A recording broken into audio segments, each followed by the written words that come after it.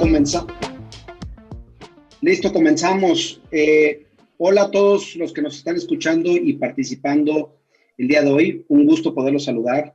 Yo soy Nacho Torres de 4S, director general de 4S, y encantado de poder estar aquí con ustedes en un panel que de cierta forma para nosotros es muy representativo porque tenemos invitados de primer nivel. Hoy la temática puntual que tenemos es el impacto y las lecciones aprendidas que nos dejó este 2020 en real estate y hacia dónde vemos que va el futuro del mundo inmobiliario. Empiezo a presentar a los panelistas, a la gente que nos está acompañando el día de hoy y obviamente primero tenemos que empezar con las damas. Nos acompaña Carolina Granados. Carolina Granados es CEO de Arquetica.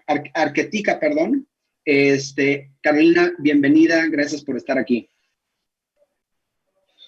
Bien, buenísimo. Nos vamos después por orden de aparición en la pantalla, no de importancia, sino por cómo me están apareciendo en la pantalla. Empezamos con un buen amigo, Gus Marcos, CEO de Grupo DAX.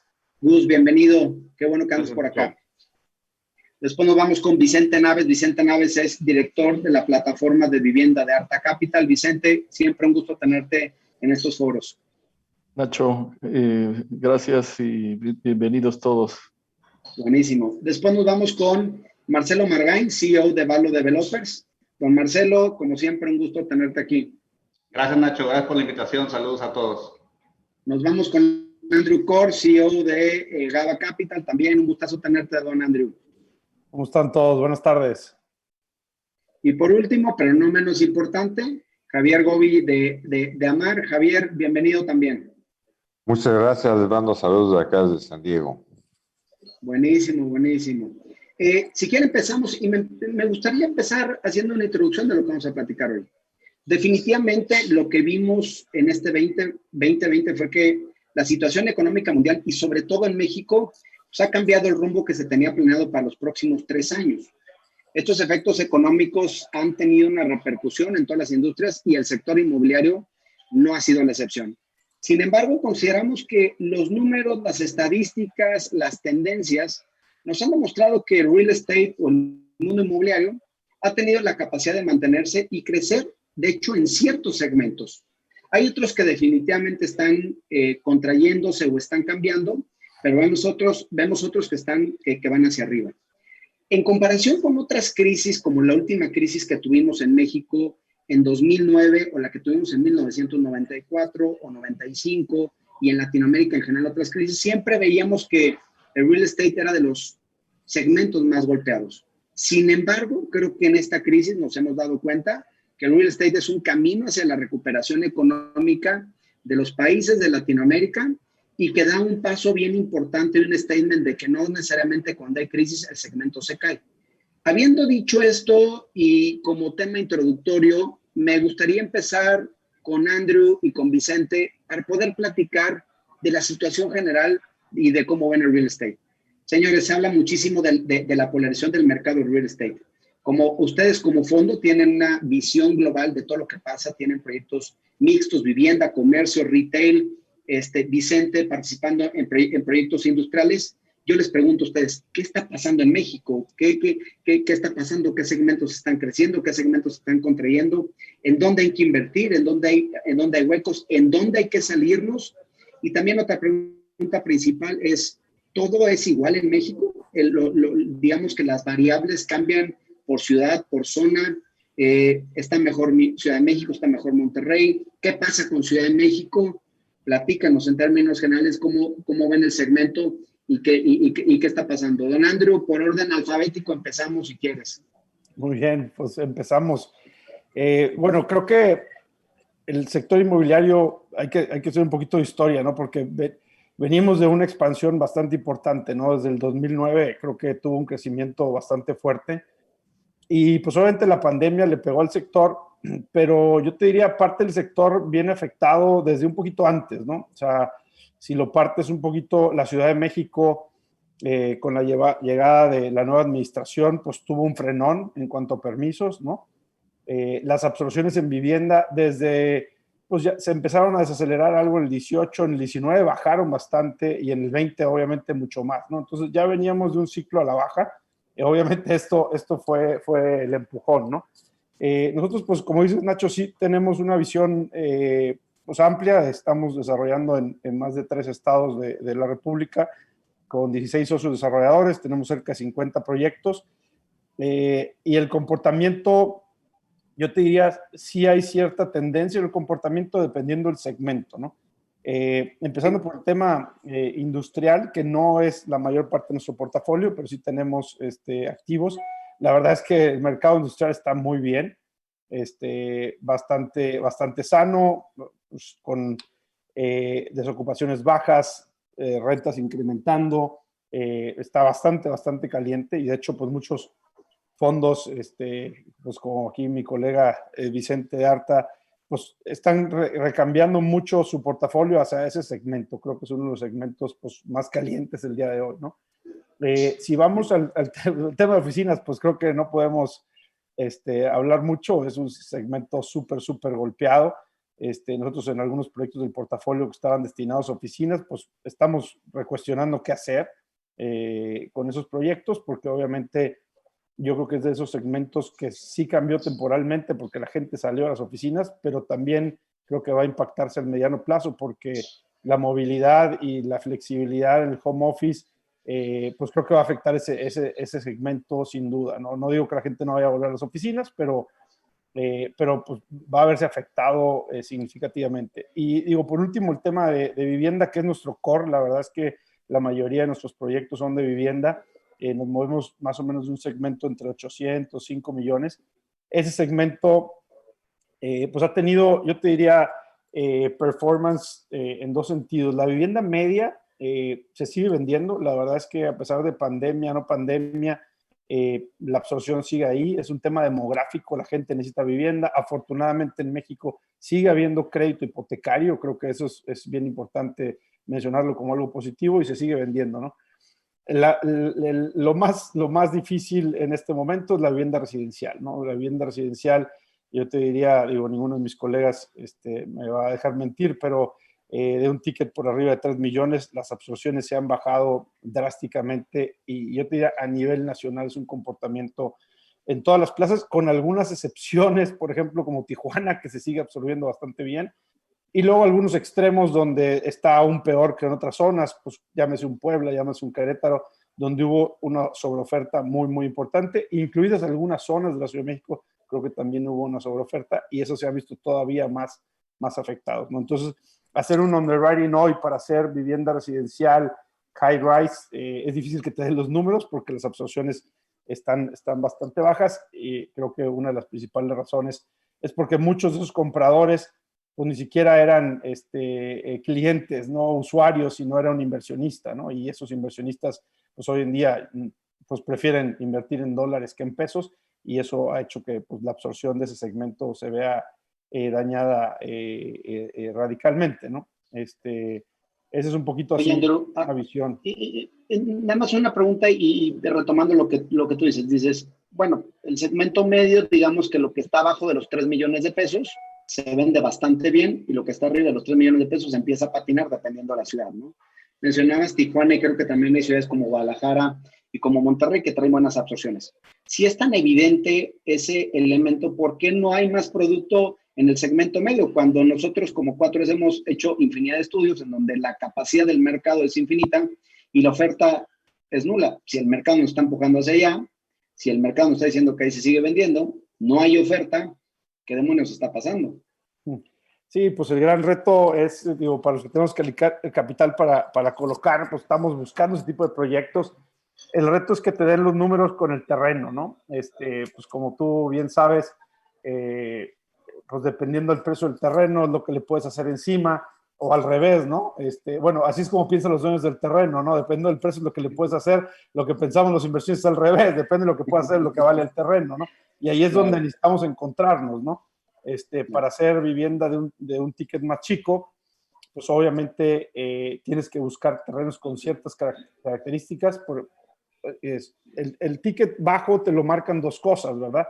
Te lo marca el tamaño de la unidad y te lo marca el costo por metro cuadrado de esa unidad. Es lo que te marca el ticket. Si los lineamientos no te permiten hacer mucha densidad de tamaños chicos, pues ya tienes un problema para encontrarlos. Y luego, si el tipo de construcción que tienes que hacer ahí es cara, por ejemplo, tienes que hacerte un edificio que sea más alto, sótanos, etcétera, pues entonces ya también el precio de la construcción pues te hace difícil que te den los números. Entonces, por ejemplo, en Guadalajara es un segmento donde hemos encontrado vender vivienda vertical de 1.700.000, 1.800.000 y es un mercado que se vende bastante bien, pero ahí sí se dan las características digamos, de los terrenos, ¿no?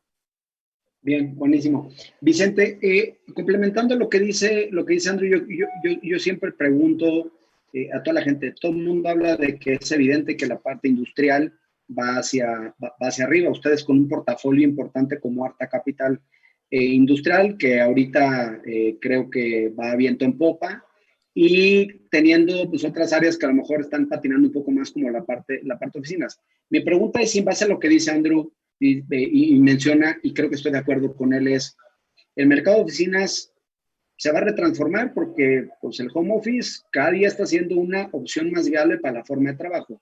Yo te pregunto a ti, ¿tú crees que hay algún segmento que realmente va a desaparecer? Porque hoy en día estás viendo los edificios y están prácticamente vacíos. O simplemente veremos una retransformación del espacio, o ya lo que tenemos como capacidad instalada será lo que tendremos por el resto de nuestras vidas en las ciudades mexicanas y en Latinoamérica.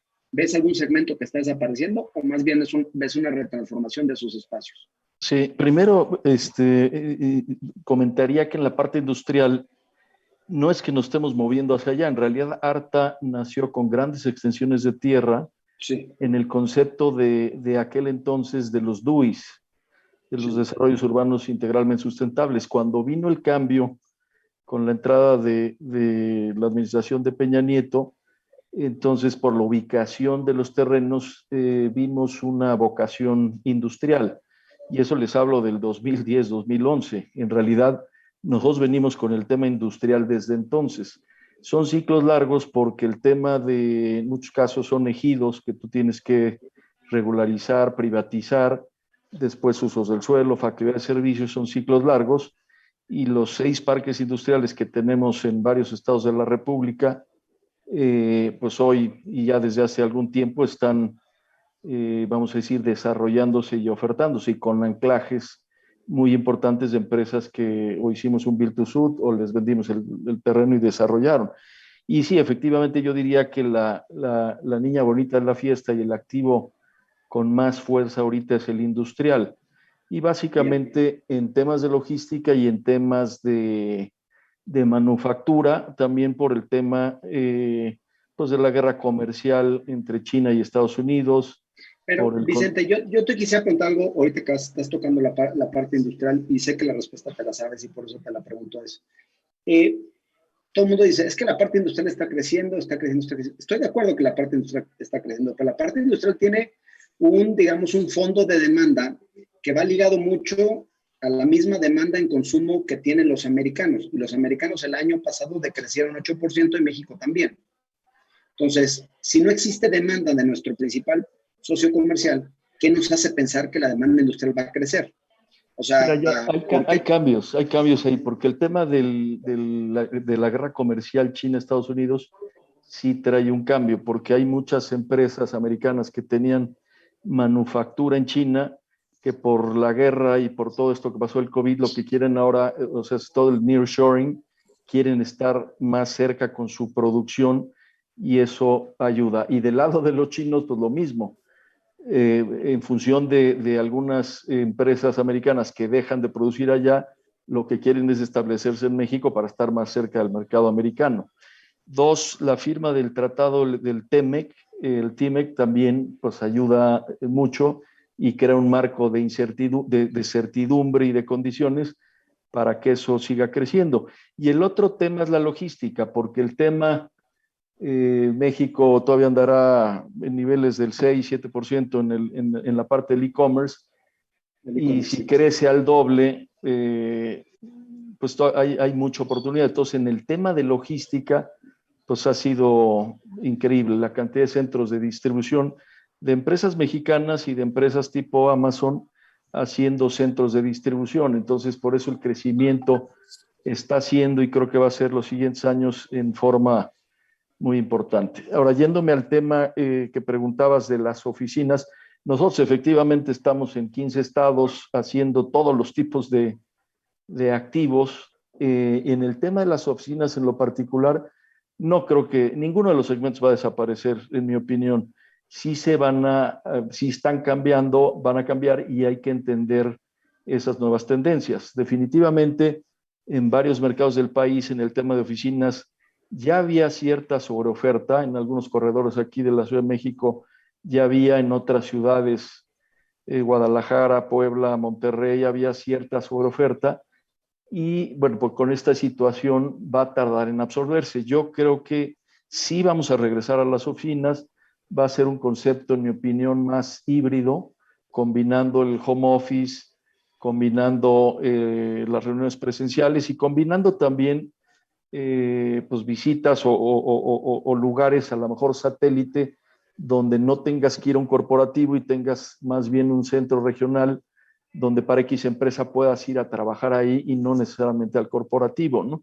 Sí va a cambiar el modelo, algunos espacios, no el coworking, a lo mejor como hoy lo conocemos, pero donde compartas áreas comunes y tengas tu área privada como empresa, pero lo hagas más eficiente porque espacios como salas de junta, como recepción, como el comedor de empleados, la estación de café, etcétera, lo compartas con varios en el piso, con un estándar, e inclusive la operación de eso ya no la tengas tú, sino la tenga un tercero. Creo que va a haber cambios en ese sentido, pero las oficinas regresan. Hay que saber entender esas nuevas tendencias y necesidades para que los productos que desarrollemos pues estén ahí. Pero sí va a tardar un tiempo en que se absorba y se vaya transformando la oferta actual.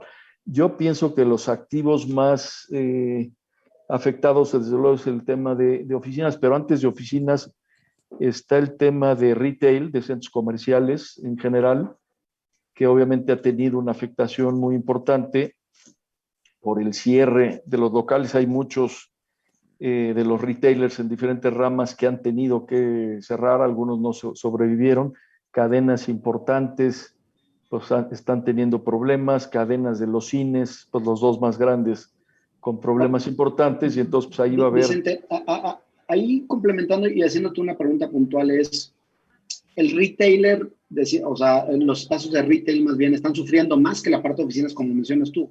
Pero ¿no crees también que una vez que de cierta forma ya hay una apertura de la gente de salir otra vez a la calle, tenga un punto de inflexión más rápido que la parte de oficinas? ¿No coincides tú? Yo creo que ¿Qué opinas en ese sentido? Yo creo que sí, y en la parte comercial a veces hablamos del segmento como un todo. Yo creo que hay que ver el tipo de formatos, si es más un power center, si es un centro de barrio y de servicios, si es un lifestyle, si es un fashion mall, porque el impacto es distinto. El fashion mall creo que va a ser el más afectado por su tamaño y porque cierta gente ya se acostumbró a que muchas cosas las puede comprar en línea y no necesariamente tiene que ir allá.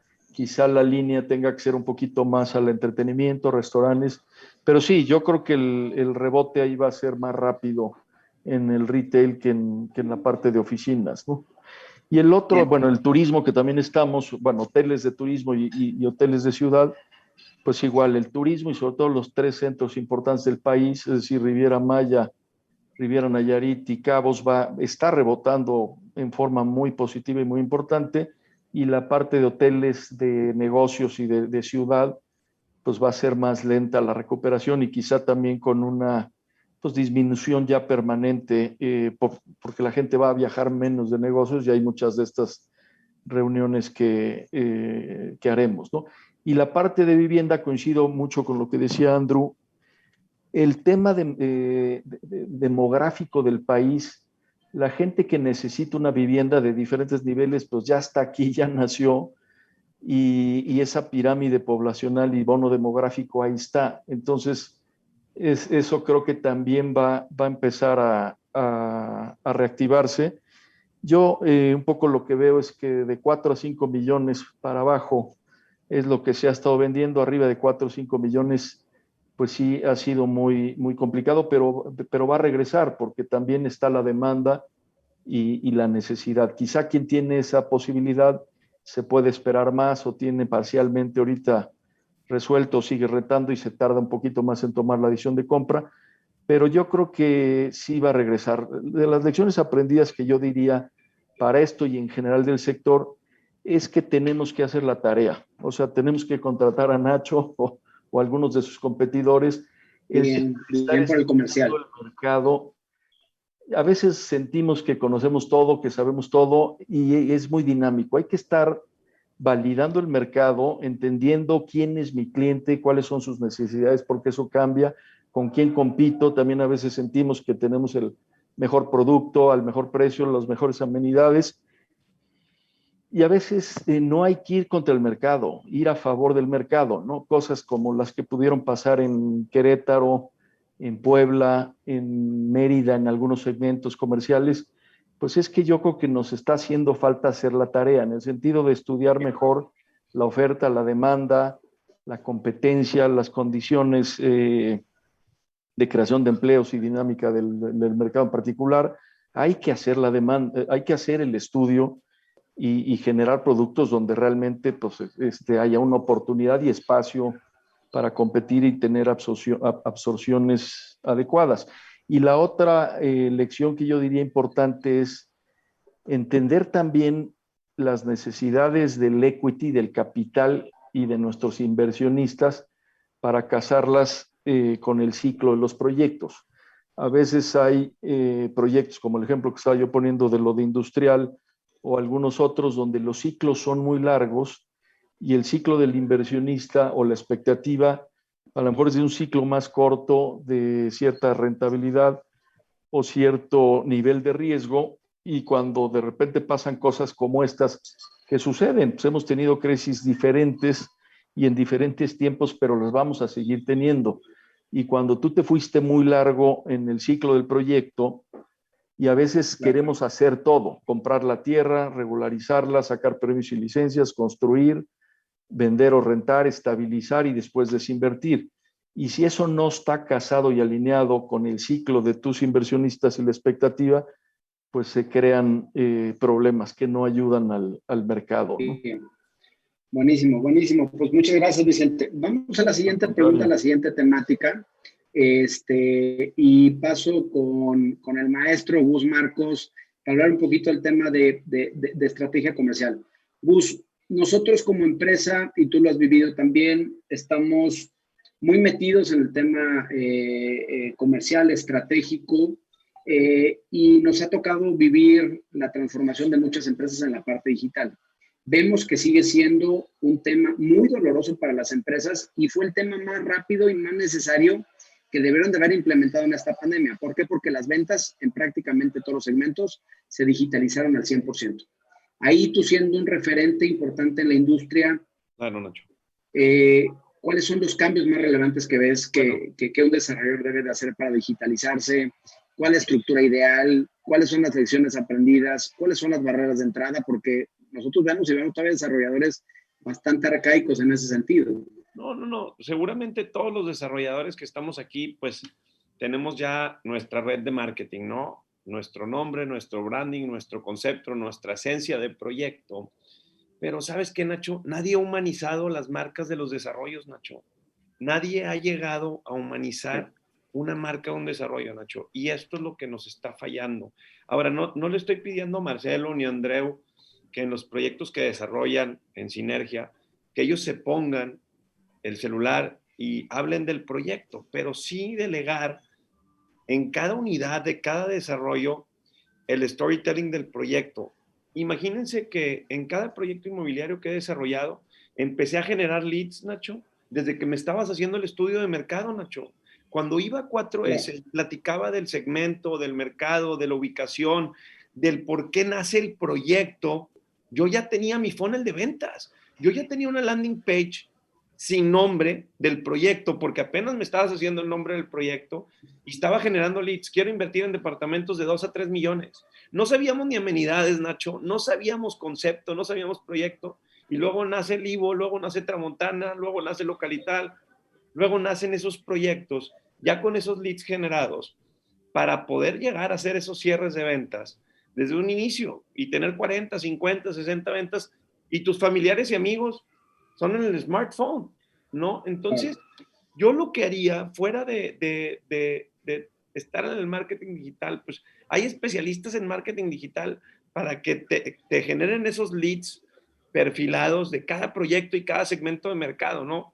Google, Facebook, Instagram, presencia física, limpieza del proyecto, credibilidad, branding, concepto, pero sí definitivamente en el storytelling es donde me he clavado y aparte es mi día a día, ¿verdad? Entonces, ¿qué hago yo?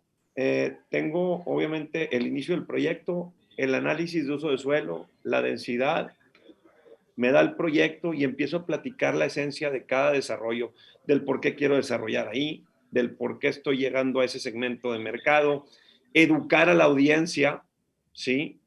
Educar a la audiencia, a invertir. Y esa credibilidad te genera ventas. Entonces, no hay al final del día todos sabemos cómo vender en redes y en tema digital. Sabemos que tenemos que tener recorridos virtuales, que la gente ya tiene que sentir la esencia del desarrollo, pero nadie ha humanizado las marcas. De repente, en uno que otro desarrollo, de repente veo al gerente comercial que se sube a la obra y dice colado de losa tal, pero viene de un repost mío porque fui al edificio a hacer el storytelling porque el desarrollador, fíjate, y lo que está sucediendo es que nosotros tenemos constructora y desarrolladora, a nosotros ya no nos ven como competencia, Nacho, ningún desarrollador. Les construimos a los desarrolladores, teniendo yo los desarrollos míos en el mismo segmento de mercado, Nacho. O sea, imagínate la presencia de la marca de alguien, como les digo, no tienen que ser los dueños, tal vez pues dices, pues tú tienes 34 años, pues hay un güey en Miami que tiene un fondo de 2.2 billones de dólares que levanta capital y tiene 65 años. Sí, oye, aquí hay inseguridad, sí hay inseguridad, que te tienes que cuidar más, que haces un open book, pues sí, Nacho, pero estaban en riesgo nuestros proyectos. Claro, Yo venía terminando una plaza comercial y la tenía que llenar. Los inversionistas no me iban a dejar, y la llené en pandemia.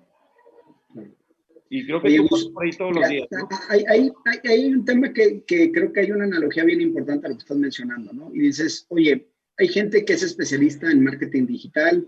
Yo hice, digamos que le pusiste un caparazón de storytelling, que es el primer nivel o el betún del pastel de cualquier estrategia. Pero después viene un trasfondo que he analizado y que seguramente coincides conmigo, que no necesariamente ventas digitales quiere decir marketing digital. Claro. Hoy en día, cuando estamos hablando de estrategia digital, todos los desarrolladores dicen, no, es que va a ser publicidad en redes y Facebook e Instagram y no sé qué. Pero eso nada más, no sé si estás de acuerdo, es la mitad del embudo. Viene una segunda parte que es todo la parte del equipo comercial, que son las ventas digitales, en donde ahí ve un rezago brutal en los equipos comerciales, en los gerentes, en todo. O sea, sí está muy bien que hagas redes, pero si no estás conectado con la segunda parte del embudo, es donde tenemos problemas y no sé ahí qué opinas en ese sentido. Yo tengo un equipo de marketing interno que yo los voy haciendo, me van escuchando desde cómo cierro una venta, cómo escribo un mensaje en mi Instagram, todo eso, sensibilizarte, qué necesita el cliente. ¿Sí? Oye, ¿quieres un departamento para tu hijo? ¿Quieres un departamento para invertir? ¿Quieres un proyecto para recibir un rendimiento? ¿Quieres algo patrimonial? El recibir qué quiere el inversionista es lo primero que te va a hacer ejecutar la venta. Oye, tengo este producto. Oye, ¿sabes qué? Tengo esto aquí, está en preventa, va a tener su plusvalía y luego vas a recibir el flujo. Y si te quieres salir del proyecto también en la oferta de compra. Entonces, cuando tú entiendes el mercado, Nacho, pues ya tienes al equipo de marketing interno, tienes al trafficker, que al final del día es el que está pegado en las campañas. O sea, yo como quiera hago todo lo que lo que todos hacen, aparte, ¿no? Tienes el CRM comercial, tienes a tus vendedores con su seguimiento y al gerente comercial. Esa es la estructura que tengo. O sea, no hay todos tienen esa estructura, pero no tienen a un Gus Marcos que es el brazo que está en el storytelling de todos los proyectos, en los colados de la alberca, y me divierto, ¿verdad? Y aprendo de todos. Ahora, me llegan muchos terrenos aportados, Nacho, tanto que tengo que hacer una plataforma digital y meter a mis amigos desarrolladores y a estos terrenos que me están llegando, y cómo voy a limpiar las cosas que no me sirven. Porque llegan tantas cosas en todo el país que necesito segmentar qué nos funciona. Uso mixto, residencial, y ya me tienes que mandar el uso de suelo, la densidad, la escritura, el certificado de libertad de gravamen. Me tienes que mandar todo antes de meterlo en mi plataforma. Y aparte, para entrar a la plataforma te voy a cobrar. Porque si no, ¿cómo limpias? ¿Sí me explico? ¿Sabe todo lo que hay detrás del generar contenido de valor para gente que quiere invertir y educarlos a invertir y disciplinarlos? Ahora, el Oye, Gus, smartphone es una disciplina, ¿va? O sea, no, es una... oye, Gus, ¿cuál crees tú que sería la principal barrera de entrada para digitalizar tanto tu marketing como tu proceso de ventas? O sea, ¿qué es lo más difícil hoy en día para un desarrollador tradicional que a lo mejor no está tan involucrado o a lo mejor... No, pues piensan que no funciona, o sea, piensan que no saben lo que hay detrás, y cuando le empiezo a enseñar a un desarrollador los mensajes y los leads y los swipe ups que te llegan, que le puedes generar 15 o 20 leads perfilados, pues la barrera de entrada es que cada día es más difícil entrar como marca. Tú, el desarrollo va a estar ahí y lo necesitas, y necesitas ese posicionamiento, pues para sacar la publicidad de cada desarrollo, ¿no? Pues la necesitas. Realmente, como barrera de entrada es humanizar una marca en la desarrolladora. Yo humanizaría una marca en la desarrolladora, no dentro del perfil de la desarrolladora, el perfil personal de la persona, el gerente comercial, que platique de costos por metro cuadrado. Ahora, si somos honestos como desarrolladores y estamos seguros de nuestro producto, Nacho, con mucho orgullo vas a platicar de tu proyecto, Nacho. La verdad. Pero hay gente que dice, ay, ¿y si no se renta? ¿Y si no se vende? ¿Y en cuánto se va a rentar? Yo confío en mi producto, confío en lo que estoy haciendo, y por eso lo puedo gritar a mis inversionistas y a mi producto final. Entonces, la barrera de entrada es el miedo. Es el miedo, esa es la barrera de entrada. Miedo y desconocimiento, está clarísimo, ¿no? Miedo y desconocimiento. Muy bien, vamos a la siguiente pregunta, y ahora voy con nuestro amigo también, Marcelo Margain, Valo Developers. Don Marcelo, ¿cómo estás? Primero, vamos a hablar, me gustaría platicar contigo del tema de la visión global de desarrollo, ¿no? Tú como desarrollador siempre hemos dicho, y bueno, la teoría dice que el desarrollador es un integrador de diferentes disciplinas o especialidades. La parte legal, la parte técnica, la parte constructiva, la parte comercial, la parte financiera, muchas áreas de especialidad, y no necesariamente el desarrollador tiene que ser el que más sepa de algo, para eso tienes diferentes líneas de especialidad. Esa integración hace que al final los proyectos, desde mi perspectiva, y seguramente los demás coinciden conmigo, los proyectos exitosos son aquellos que están balanceados en todos los sentidos. Pero no necesariamente vemos a desarrolladores balanceados, ni bien estructurados, ni con buenos procesos. Y en esta pandemia sí vemos que hay una polarización del mercado. Los buenos desarrolladores son los que se está yendo bien y están acaparando hay ciertas estadísticas que nosotros traemos de ciertos segmentos, en donde una cuarta parte de los desarrolladores prácticamente tiene el 80% de las ventas del segmento. O sea, hay otro 75% que se conforma con el 20%. O sea, muchos dicen, es que ha sido el perdido en la historia. Y pues no necesariamente, depende en dónde estés.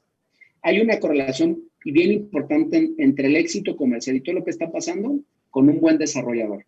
Yo, conociéndote a fondo y viendo cómo te ha ido en tus proyectos, sabiendo que eres de esos desarrolladores que está perfectamente balanceado y que hemos visto muchos desarrolladores desaparecer, y tú estás planeando nuevos proyectos porque hacen bien las cosas, es, después de esta pandemia, ¿cuál ha sido el área más difícil de mantener a flote? O de estas áreas de especialidad, ¿cuál fue la más complicada de poder mediar en un mundo completamente cerrado, en pandemia, con restricciones, con la competencia desapareciendo?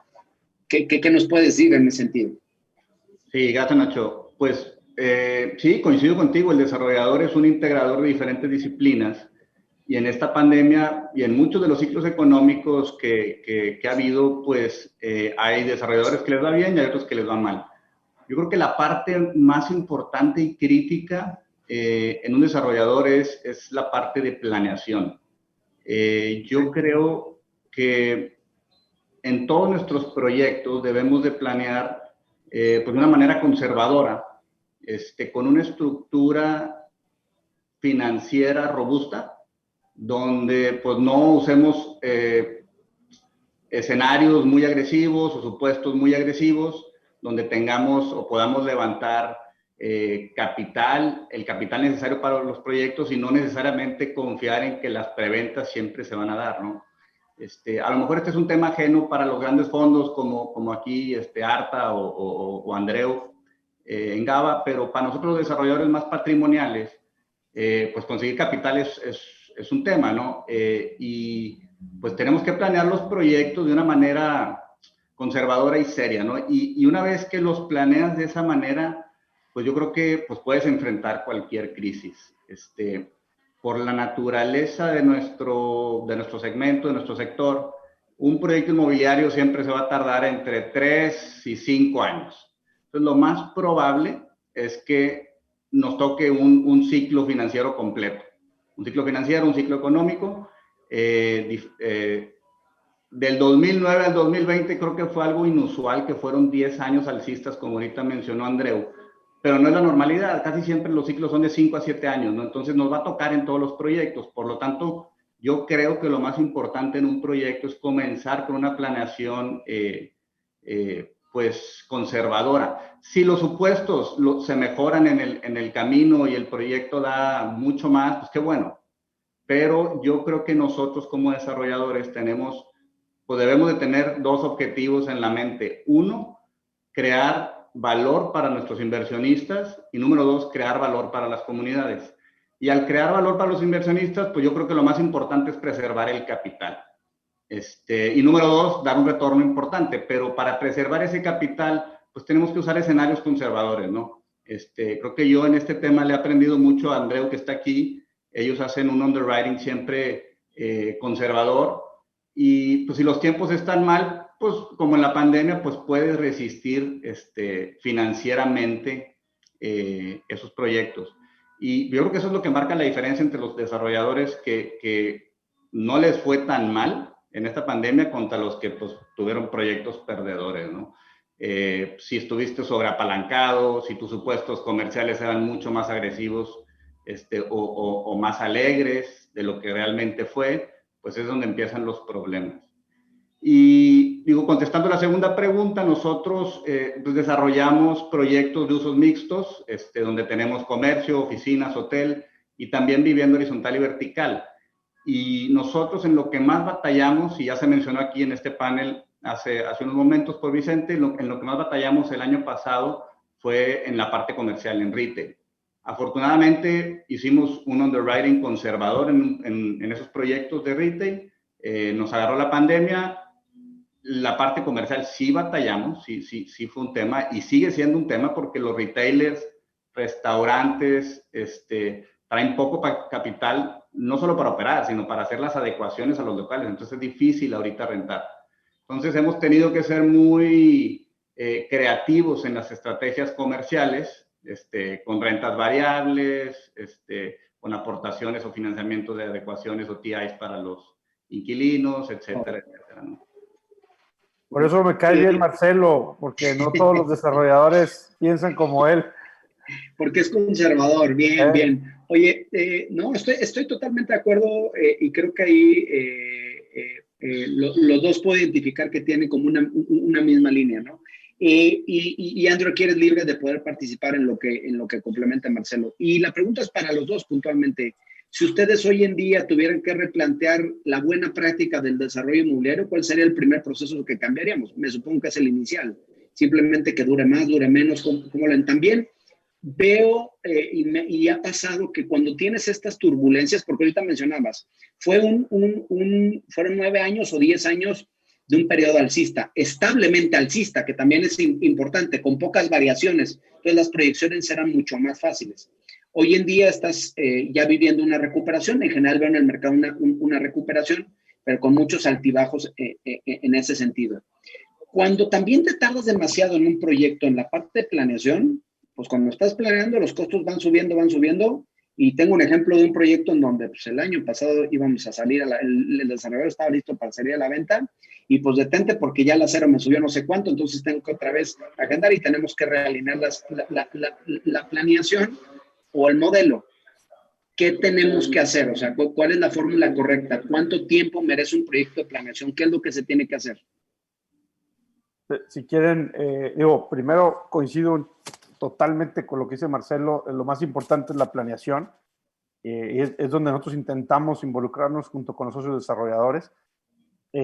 Y por otro lado, también coincido con eso que dice Marcelo, que tiene que ver con lo que dijo Vicente, que de las cosas positivas, creo, de esta crisis, ¿no?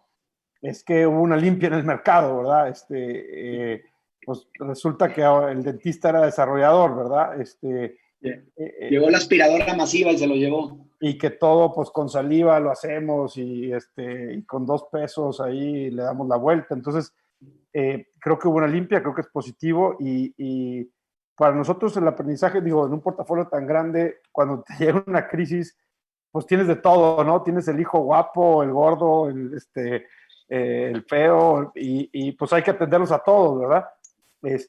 Y lo que nos ha pasado es que claramente los proyectos estaban bien pensados desde el punto de estructurado financieramente. Siempre hemos sido muy conservadores y eso nos ha ayudado.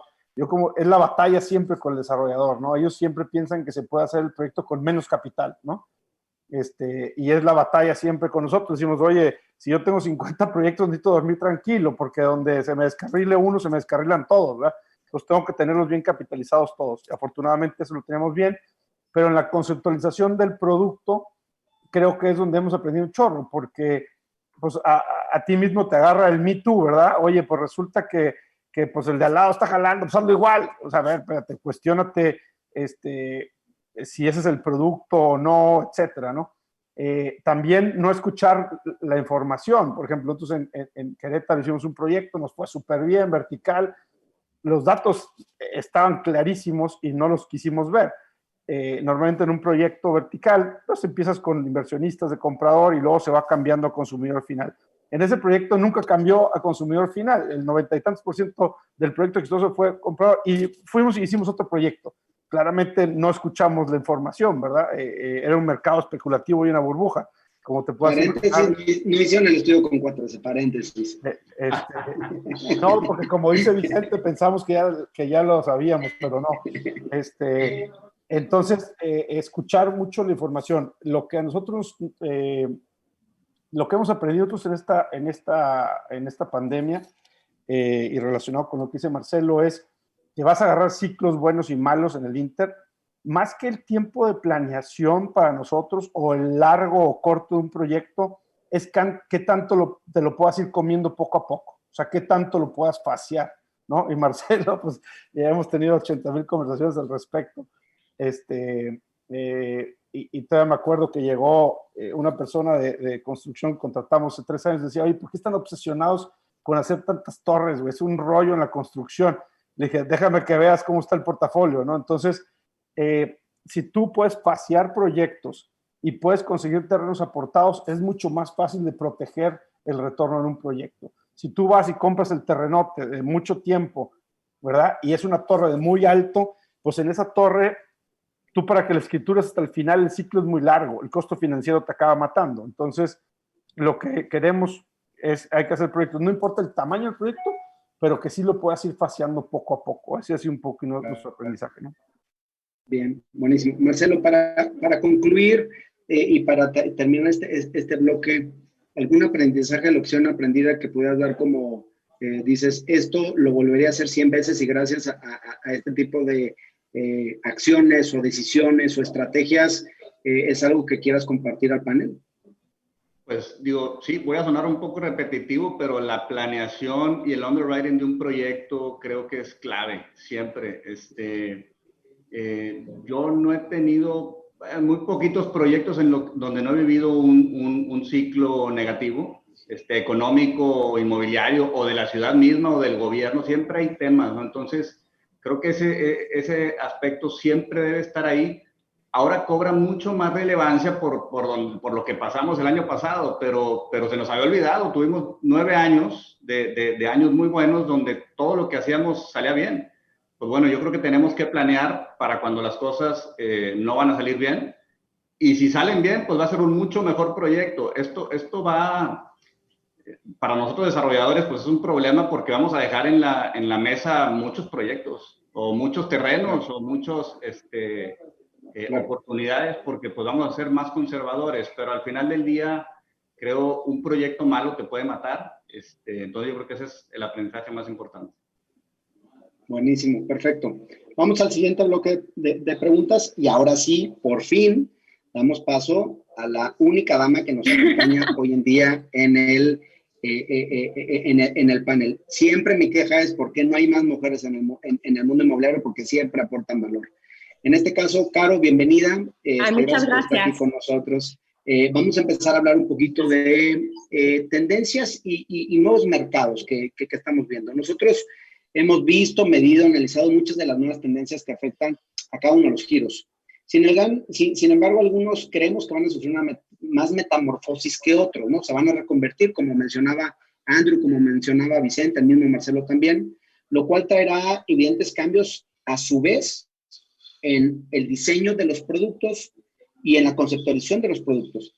En ese sentido, ¿qué giro crees que está cambiando más rápido? O sea, y los desarrolladores están entendiendo que ahora el diseño del retail, el diseño de las unidades de vivienda, el diseño de las oficinas, como también mencionaba Vicente, ¿serán diferentes o todavía vemos a desarrolladores que siguen nada más haciendo edificios de oficinas eficientes con muchos cajones de estacionamiento, cuando hoy la tendencia te dice que a lo mejor es hasta al revés, ¿no?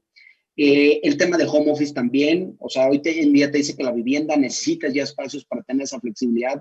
Las mismas avenidas tienen que tener espacio para poder desarrollar este home office. ¿Qué ves tú? O sea, tú ves partes de planeaciones, ves mucha parte de arquitectura. ¿Qué nos puedes platicar? Yo todavía medio decepcionado de algunos desarrolladores que no están entendiendo que el mundo cambió, que no entienden todavía. Pero espero que tú me des un poquito de luz y esperanza. Mira, pues te lo puedo decir desde esta parte del país, desde Riviera Maya, que la verdad se ha vendido muchísimo mejor que antes de la pandemia, ¿no? Tengo desarrolladores, he podido trabajar con muchos desarrolladores de esta zona, ayudándoles a colocar, a implementar sus equipos de postventa, ¿no? O sea, ¿por qué? Y siempre me dicen, Carolina, es que ¿por qué le haces tanta importancia a la postventa? Y yo, pues porque he vivido una mala reputación en otras empresas, en otros desarrolladores, que la mala reputación hace que no vendas tu producto y además que no puedas salir a la venta con más producto. Entonces, y esa se siente siempre en el departamento de postventa escuchando al cliente, ¿no? Escuchando lo que le duele. Entonces, ahorita que hemos podido ver cómo se ha movido el mercado, qué unidades son las que mejor se venden, cuáles de plano no están vendiéndose, cuáles de plano hay proyectos que dices, o sea, llevas 2 años y solo has vendido 4 unidades, o sea, ¿qué es lo que está pasando? Pues porque desde un principio no entendieron a su usuario, sí, lo que estaba diciendo Gus, o sea, no entendieron a la persona que iba a vivir o que iba a disfrutar ese espacio. Todo salió de un Excel, todo salió de una corrida financiera, de unos números que te podían decir que sí era un buen negocio, pero al final del día no entendiste el día a día del usuario. Entonces, los productos que sí desde un principio se planearon, porque lo que están vendiendo ahorita es porque se planeó hace 2 años, ¿no? 3 años. Entonces, lo que ahorita se está entregando, ahorita las unidades que se están entregando son las que se vendieron. O sea, aquí hay turistas que llegaron en pandemia y compraron departamentos para venirse a vivir acá. O sea, es impresionante todas las unidades que nosotros hemos ayudado a entregar de gente que llegó, se paró en el desarrollo y compró. ¿Por qué? Porque en esos desarrollos se vieron que podían estar encerrados otros 6 meses y no pasaba nada, ¿no? O sea, los espacios les permiten tener su vida al día a día, o sea, poder habitar su espacio sin problema. ¿Y cómo? Pues con las terrazas, con espacios flexibles, que podían mover muros, que podían tener cocinas amplias, que podían tener un área de trabajo, lo que hablabas de poder hacer home office, ¿no? O sea, desarrolladores, por favor, una barra de cocina no es una oficina, ¿no? Entonces, es en serio, ¿no? Es en serio. Entonces, hay algunos desarrolladores con los que hemos podido platicar que sí han mejorado su producto en siguientes fases. Lo que estabas diciendo, Andrew, de fasear los proyectos, y es súper importante que en ese faseo de proyectos escuches a tu cliente, al al que ya recibió para ver cómo puedes mejorar el siguiente Pero, y el a ver, siguiente. te voy a detener ahí tantito, porque las siguientes fases pues están fáciles, ¿no? O sea, haces un estudio con 4S, te dice cuál es la tendencia y no pasa nada. Eso está sencillo. Pero hoy en día vemos grandes problemas con inventario que está No se ha pudriéndose. O sea, con inventario Sí. que está contaminando al mercado. Dicen, es que hay demasiada oferta. Ni la tomes en cuenta porque esa oferta nunca se va a vender. Nunca. ¿Qué está pasando hoy en día? Oye, ¿por qué el desarrollador no está tomando la decisión de entender que tiene que reconvertir espacios? O sea, yo veo inventarios que son invendibles y cada día son más viejos y cada día son más obsoletos y pasan los meses y le suben el precio porque los financieros lo están matando. ¿Por qué no estamos pensando en la reconversión? O sea, ¿por qué no dices, oye, ya me equivoqué, no lo voy a vender, lo tengo que reconvertir? Porque las siguientes fases, te digo, eso está fácil. Eso está un poquito más sencillo, pero ¿qué pasa con el inventario que tenemos hoy en día? Lamentablemente, o sea, los quiero a todos mucho, desarrolladores, pero pues sí hay muchos que tienen un ego muy grande.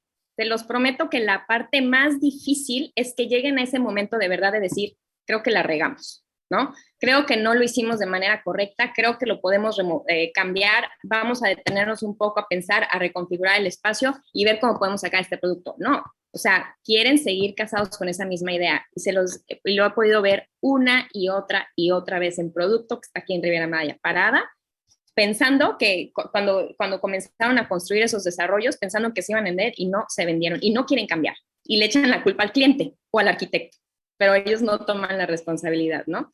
Entonces, los pocos que sí han podido decir, órale, bueno, vamos a reconfigurar esto, ¿qué podemos hacer? ¿Cómo podemos mejorar el inventario? Son los que, ay, bueno, Carolina, ¿qué podemos hacer aquí? Pues hazte un coworking en este momento, porque la gente lo está pidiendo. Estamos escuchando a todos los residentes que ya les entregaste departamentos en las encuestas que nosotros hacemos de satisfacción, porque les mandamos encuestas de satisfacción a los propietarios y a los residentes cada 3 meses. Están pidiéndote este espacio, dáselos, tienes este espacio para reconfigurarlo, no vendiste estos departamentos, úsalo como un espacio de coworking. Entonces la gente, o sea, empiezas a mejorar el producto, pues ahorita ha tocado ser reactivos, ahorita ha tocado, pues ni modo, tenemos que mejorar conforme la marcha, pero eso son lecciones de vamos a pensar en espacios flexibles porque no sabemos qué va a pasar después y vamos a pensar en espacios en los que se puedan hacer acomodos y reconfiguraciones de tal forma, que sean modulares de tal forma que la gente pueda seguir disfrutando su casa y no la odie, ¿no? Entonces, eso es lo que hemos visto. Lamentablemente, muchos no quieren cambiar y se les va a quedar el inventario. Yo no sé qué opinas tú, pero creo que hay productos que en el largo plazo es más barato reconvertirlos y reconfigurarlos Sí. que seguirlos teniendo ahí que no se van a vender, ¿no? Totalmente, ¿no? totalmente. Sobre todo en desarrollos que son como de vivienda media, con tú de estos que están en Hidalgo, que están que se les han quedado las unidades, dices, híjole, o sea, se vuelven pueblos fantasma. Entonces, las personas que ya compraron y están viviendo, están en un desarrollo que está medio a acabar, entonces ya son problemas de inseguridad, ¿no? Entonces se convierte en un círculo vicioso que no vas a poder sacar el inventario de manera correcta, mejor reconfigúralo. Es muchísimo. Claro. Totalmente. Pues muchas gracias, Caro. Vamos con la última pregunta, con Javier. Te tocó último lugar, Javier, no quiere decir que seas sí, ya sé. más Mira, menos los últimos importante. serán los mejores. Exactamente, pero bueno, vamos, ahora hablemos de nuevas oportunidades que estamos viendo hoy en día en el mercado y sobre todo en el mercado mexicano. Cuando hablamos de los diferentes segmentos a atacar, hablamos de oficinas, hablamos de retail, hablamos de industrial y todo el mundo habla de vivienda. Pero existen otros segmentos en donde es evidente que tenemos una oportunidad en un futuro porque México está cambiando demográficamente. Y existen temas como el second home, en donde el tema turístico trae una correlación bien importante con México, Estados Unidos, y el tema demográfico nos está haciendo pensar que viene un segmento de assisted living en donde a partir de 15, 20 años, gran porcentaje de la población necesitará este tipo de productos y todavía veo muy pocas personas hablando de esto. ¿Qué oportunidades nos está dando el COVID después de todo esto? Entendiendo que se abren nuevos mercados. ¿Qué opinas? ¿En qué posición está México?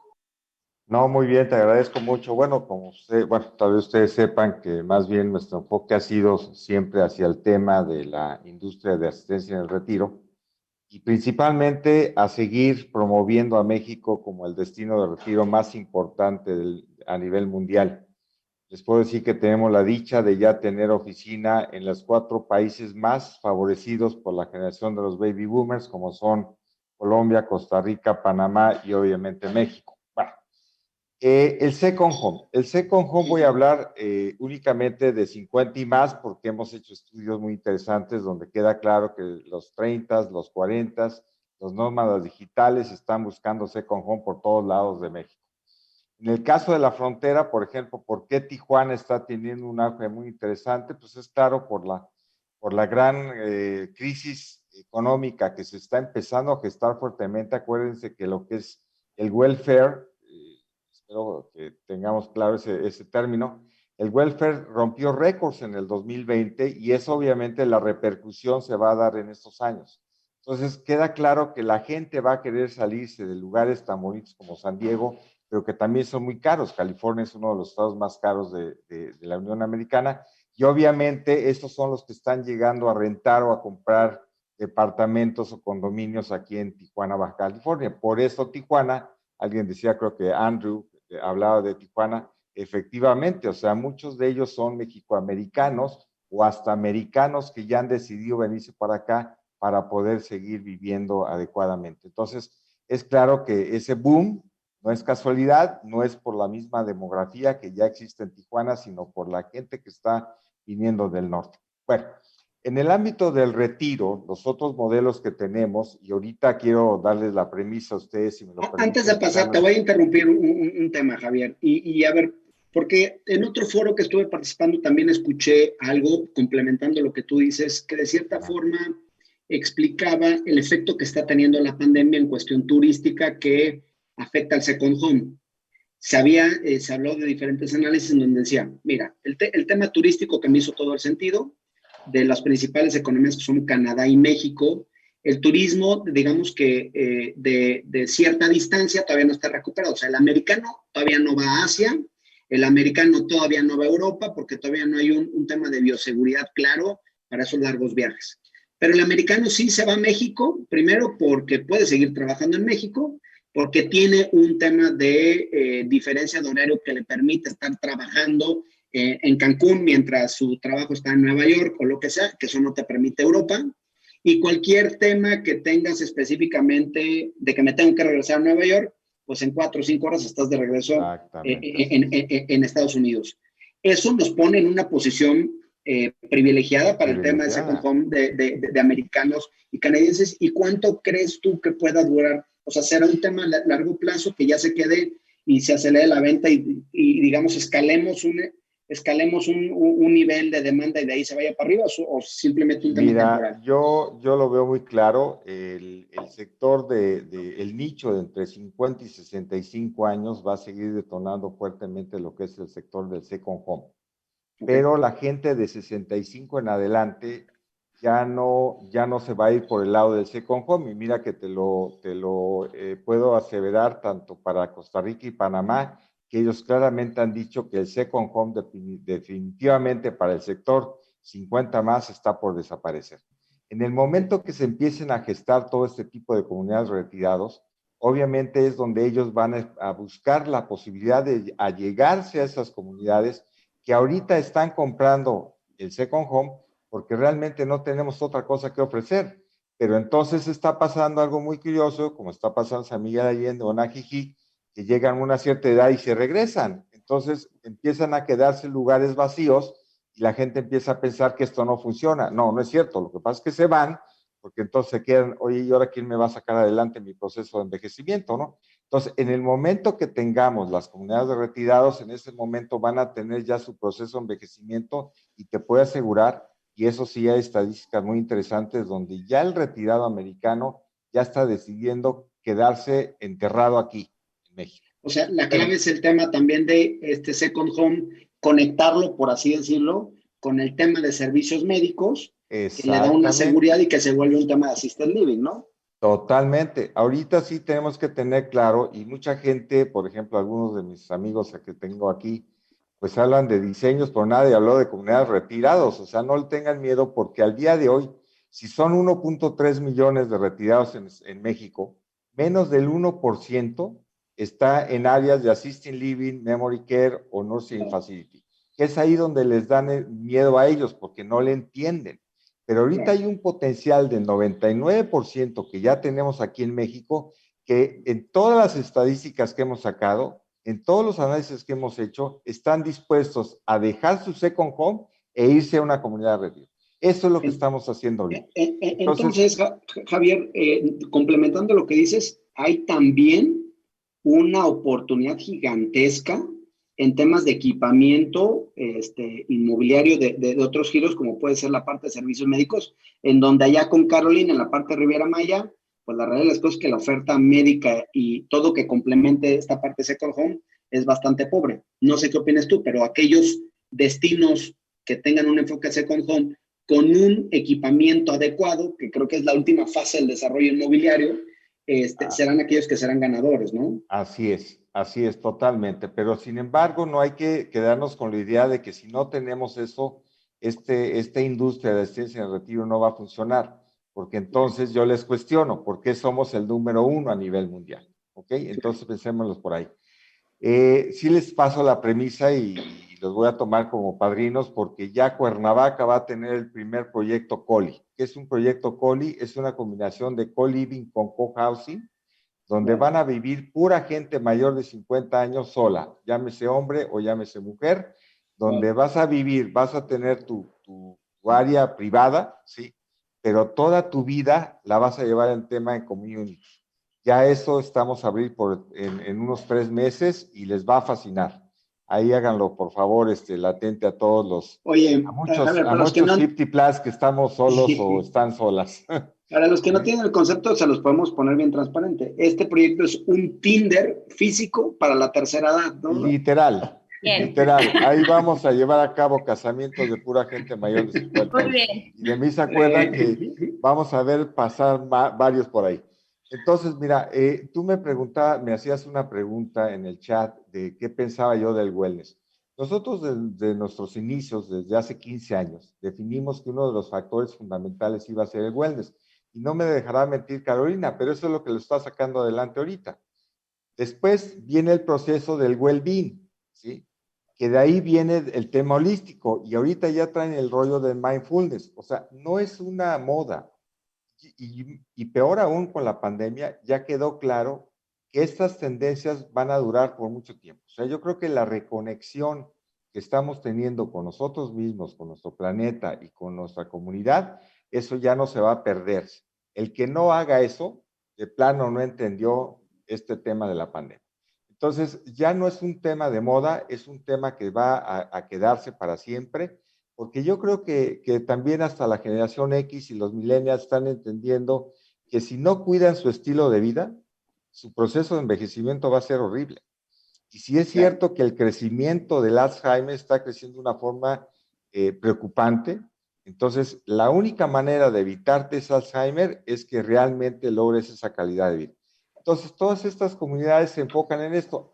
Hay un tema que les voy a dar un tip aquí a mis amigos desarrolladores, inversionistas, porque la verdad, bueno, ya ahorita puedo presumirles que después de 14 años ya tengo firmas financieras que ahora sí se animan a financiar comunidades retiradas. Me tomó muchos años, o sea, llegaba con ellos y les llegaba un edificio de departamentos y casi nada más decían, ok, lo reviso y pum, a la basura. Ahorita, gracias a Dios, ya no. De hecho, por ahí, traemos el financiamiento del 70% de todo el proyecto. Entonces, quiero decirles algo. Este es el único mercado que sin que muevas tú un dedo, cada día tienen más prospectos. Literal, ¿eh? Y no nada más en México, sino también Estados Unidos y Canadá, que tienen un potencial económico enorme. Otro dato que les doy, esta industria al día de hoy representa 19 mil millones de dólares. ¿Eh? Tal vez tres números abajo de lo que fue las remesas. Y de mí se acuerdan también, esta industria en 5 años va a representar hacer parte de lo que es esa migración invertida y va a resultar que las remesas y el retiro van a ser las dos fuentes de ingreso de divisas más importantes del país. Fíjate nada más qué cosa, ¿no? Increíble. Entonces, increíble. bueno, hay todo un tema muy interesante y hay un nicho de mercado muy importante que sí quiero decirles. O sea, métanse todo lo que tiene que ver con Bien. Wellness Living Center, con Holistic Living Center, y olvídense de cómo lo hacen ahorita, porque el problema está que ustedes meten muchas áreas comunes para venta. Nosotros no metemos áreas comunes para venta. Cada área común que yo te pongo me tiene que generar un ingreso a través de los servicios que yo les proporciono del day by day del retirado. Entonces, ahí generas ingresos normales, como lo hacen ustedes en real estate, y generan un buen porcentaje de ingresos a través de servicios, ¿eh? Bien. Y no estoy hablando totalmente de servicios médicos, ni de servicios asistenciales, estoy hablando de servicios de well-being, servicios holísticos, servicios de wellness, servicios de hiking, de Pues, yoga, de tai chi, de todo como un hospital, cada pedacito tiene que generar algo, ¿no? Literal, lo mismo un hotel, ¿no? De hecho, Claro. esta industria nace de los hoteles. Entonces, Bien. como ustedes verán, si le pierden el miedo a eso y realmente se compenetran a estudiar un poquito más esta industria, se van a venir de espaldas. O sea, en Estados Unidos es una de las industrias más fuertes de real estate que hay. O sea, no sé por qué le hemos tenido tanto miedo aquí en México. Pero Javier, bueno, eso es un hecho. ¿Qué valor de unidades y qué metraje le estás dando a las unidades privativas? Le voy a quitar la chamba aquí a Nacho a ver si no me regañan. No pasa nada. Yo como No, quiera no, contrato a Nacho para todo. Piensen ustedes en unidades de 120, 130, las premium, y te puedes ir hasta 70, Sí. 60, las normales, ¿eh? O sea, Bien. porque recuerden algo, o sea, el day by day no se lleva a cabo en la casa, la unidad de vivienda, se lleva a cabo en la comunidad. Sí. Entonces, por eso a ellos les cuesta todo lo demás, pero claro que hay gente que está dispuesta a pagarlo. No, claro. Ahorita es el momento. Un El enfoque mercado. en México se ha dado, perdón, equivocadamente, porque lo que se ha estado gestando en México, por ejemplo, en Belmont Villas, los que son de allá de la Ciudad de México, pues está ahí en el Santa Fe, pero son enfocados a Assisted Living y Memory Care. Eso sí es otro tema. Eso sí es otro tema. Pero tú tienes toda la razón, Nacho. Eso, por ejemplo, en Amar, lo estamos viendo de aquí a 10 años, no ahorita. Claro. El boom del Assisted Living, y de a mí se acuerdan, se va a dar a partir del 2030. Bueno, ahorita hay una gran oportunidad de que si tú, Gustavo decía que hay que educar al cliente, efectivamente hay que educarlo, para que realmente lleve a cabo su proceso de envejecimiento de la mejor manera, porque erróneamente se piensa que si das servicios de salud vas a generar más ingresos. No es cierto. Está totalmente demostrado que te deja más lana una persona activa independiente que una persona enferma, porque en las personas enfermas más del 80% se va en gastos. Claro. Acá en una persona activa independiente es al revés. El gasto es el 20% y tu ingreso es el 80%. Entonces, véanlo de esa manera y se van a dar cuenta del potencial que se tiene en toda esta industria. Muy bien, perfecto. Pues se nos acaba el tiempo, ya llevamos 1 hora 10 minutos platicando. Creo que con esto cerramos con broche de oro la participación de todos ustedes. Hablamos del mercado, hablamos de tendencias, hablamos de nuevas oportunidades, hablamos de buenas prácticas, hablamos de temas comerciales. Creo que mucho aprendizaje de esta pandemia. Agradezco a todos ustedes su participación. Ahora sí, Caro, muchas gracias. Javier, muchas gracias. Andrew, Marcelo, Vicente y Gus, gracias a todos ustedes por su participación. Encantados de poder haber compartido este panel con ustedes y ojalá se vuelva a repetir. Les deseo lo mejor, muchas gracias y bueno, un saludo a ustedes y su familia y a seguirse cuidando. Igualmente. Claro. Saludos, Nacho, saludos a todos. Luego, pásenla bonita. Nos vemos. Saludos. Hasta luego. Bye. Bye.